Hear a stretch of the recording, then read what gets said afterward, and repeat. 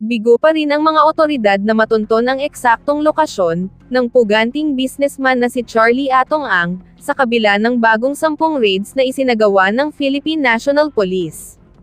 Ayon kay DILG Secretary John Vic Remulla, bagamat negatibo ang lahat ng sites na binisita ng mga otoridad, ay nagpatuloy pa rin ang pagkakasa ng mga manhunt operation laban kay Charlie Atong Ang. Maliban dito, inihayag din ni Remulla na bagamat marami na silang natatanggap na mga leads at ulat, na umalis na ng bansa ang most wanted suspect, ay pinaniniwalaan pa rin ng pulisya na nananatili pa rin sa Pilipinas si Ang. Samantala, una naman narito ay itinaas na sa 20 milyong piso ang halaga ng pabuya na iniaalok ng DILG at ng PNP, para sa kung sino man ang makakapagbigay ng impormasyon hinggil sa kinaroroonan ng business tycoon.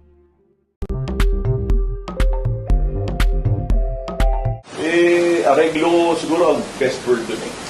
Tangkang pag-aareglo. So ang totoo niyan, alala ko pa yung date, July 12 yun. So itong si Atong Ang, pakalanan na natin, ay tumawag sa isang tao sobrang very close sa akin. Ay yung tipong level na sobrang hindi ako makakaindi o mahihirapan ako kung hindi. So nagulat ako, nung nag-usap kami, sinabi niya sa akin na tumawag nga si Atong Ang sa kanya. Pinakita pa niya sa akin yung cellphone niya. At yun nga, ang tanong eh, baka daw pwedeng matulungan yung mga pulis niya. Yun yung eksakto. Sa lublog ko. Grabe. Tinuloy niya yung kwento. Sabi nung taong very close sa akin, una, hindi ko kaya si Ralph. Yung pangalawa, kung anong ebidensya dyan, yun na yun. Yun yung sagot nung nilapitan ni Atong Ang. Happy naman ako na sobrang kilala nga talaga ako nung taong very close na yun sa akin, na hindi tayo naareglo. Pero totoo lang, sinabi ko na rin na to before, nung last year, July or August, sinabi ko sa inyo na may sumubok ng lumapit sa akin na sabong boss. Hindi ko pinangalanan to eh. Kasi noon, nasa gitna tayo ng investigasyon, didesisyonan ko pa yung kaso tungkol sa bungero na ito. At hindi pa siguro tamang oras para pangalanan ko siya. Pero ngayon, nilabasan namin yung aming resolusyon, aming desisyon. Dinismiss na namin lahat ng mga involved dito sa bungero case. Pati yung isang general, ang recommendation namin removal from the police service. So, tapos na, as far as NAPOLCOM is concerned, yung mga kaso. So, I think, I owe it to the Filipino people, malaman ng tao, ano bang talagang tunay na nangyari. I wanna be transparent. Na ito nga, sinubukan tayo regular ni Ato nga. May pera na actually sinabi. Hindi na umabot dun eh. Kasi yung totoo lang din, tigas din yung ginawagan ni Ato Kang. So, kaya rin niyang tumayo sa sarili niyang paa. Sinabi nga niya with authority na hindi niya kaya itong si Ralph Cabinusa. Sir, sorry sir, tinatanong na. So, hindi niya na napapangalanan sa inyo? Hindi ko mapangalanan yun. Siguro out of respect na lang din sa taong yun. May na rin ako ng tawad. Hindi naman siya yung importante dito. Ang importante dito, sino yung tumawag sa kanya. And I'm stating it categorically, directly, and naming him. Kasi ang tanong dyan, bakit ka interesado sa kaso ng mga pulis sa sabungan? Sige nga, bakit? Dahil ba sa mga tao mo nga sila? Dahil ba sa inutusan mo sila? Ba't ayaw mong ma-dismiss sila? Diba? At bakit ako ang inaareglo mo? Diba? That call said a lot. And in fact, na-confirm na sa utak ko kung talaga yung true story na. But I was very careful then. I didn't want to say it because I want to hear out the other side first. Pero gaya na sinabi ko sa inyo, investigahan natin, dineliberate natin, tinignan natin yung ebidensya. Talagang ka-dismiss sa mga pulis na ito. At yun nga ginawa natin, kinasuhan at dinismiss. So yan lang po ba yung na makapag-areglo sa inyo? Or was there another? Meron pang isa. Pero hindi to si Atong Ang. Isa tong grupo headed by a local chief executive.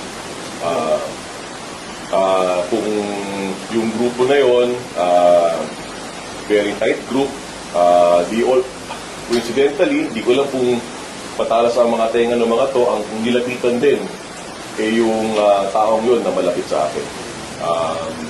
Nakakatawa. It also came in a very short period of time. Kasi siguro, to give context, ito yung panahon na nagsasalita na si alias Totoy, halos araw-araw na nasa news. Tapos bago mag-isang weekend, sinabi niya na, pupunta ako sa Napolcom. In-announce niya sa buong mundo na doon siya pupunta. So, inabangan natin siya nung Lunes, nung linggong yon. At yun nga, pumunta nga siya.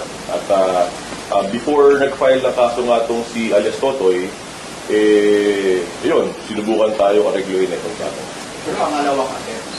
Kung yung unang August, July 12, ito yung pangalawa ng August statement. Hindi ko na maalala yung date eh. Pero rin, halos madalas kami nagkikita nung taong close na yung sa akin. So, maybe a day after. Ito yung executive ng ito ay mula saan? Hindi ko naman napapangalanan because obviously the investigations are still live. Yung mga kaso rin sa DOJ, dapat sila ang bigyan natin ng kortesiya, di ba? I defer to the Department of Justice. Pero suffice it to say, mayroong grupo na sumubok na umaregloin sa akin. At magtataka ka kung bakit. Maaaring siguro involved din sila. Maaaring doon din dinadala. I wouldn't know, di ba? The Sabongero case as well. Again, I repeat, it took me a year before I said it, but I owe it to the people. Tiwala ng taong bayan na pinag-uusapan dito. Hindi lang naman yung biktima yung mga pinatay. Ang biktima dito, taong bayan eh. Tsaka kailangan natin burahin yung kultura ng impunity. Pagod na ako sa patayan sa Pilipinas. Tapos na yan. We put an end to it. Ngayon nandito tayo sa National Police Commission. We put an end to all those deaths. And we give justice to those na pinatay.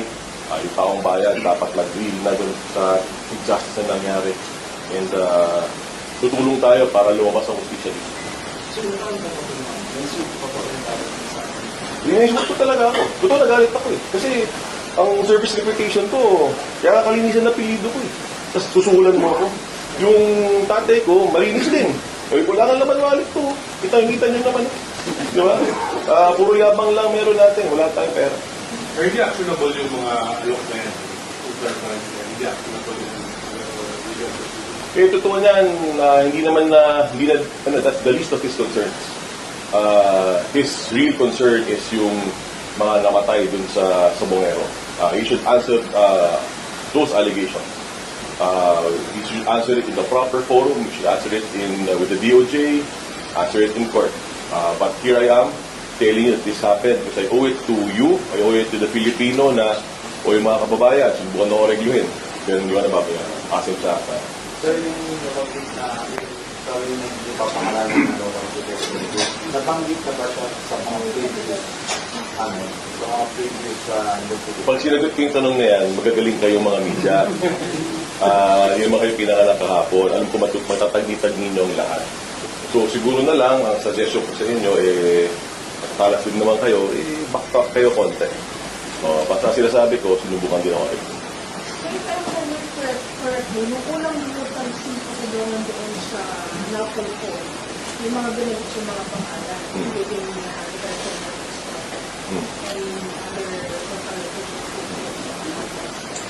So, sir, kamusta na po ba yung investigation? Sila ba Wala ko sinasabing sila pala, tutungko lang po. Kung nagsabi niya, hindi ako. Pero kamusta na yung investigation? Kamusta na yung Sabihin na lang natin na all cases filed with us, tapos na namin.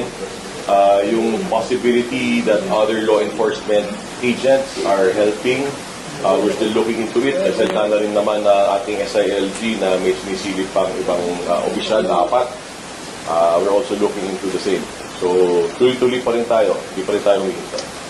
Sir, lumatas naman yung aming na police. Hindi na ganito. So, nagulat ako. Gaya nyo, nalaman lang natin yan kanina umaga. Nalaman ko mga alas 6 ng umaga. Nung nakita ko mismo yung report, nagutos na tayo mismo sa ating Inspection, Monitoring, and Investigation Service o ating INIS na imbestigahan So napadala na tayo ng team doon. At sa aking pagkakaalam, itong mga biktima ay dudulog sa National Police Commission bukas. I'm expecting them to come. At kasama rin ang ating magigiting na PNP officers led by the Makati Chief of Police, kung di ako nagkakamali, kasamahan niya bukas itong mga biktima sa ating opisina. So it will be after their inquest.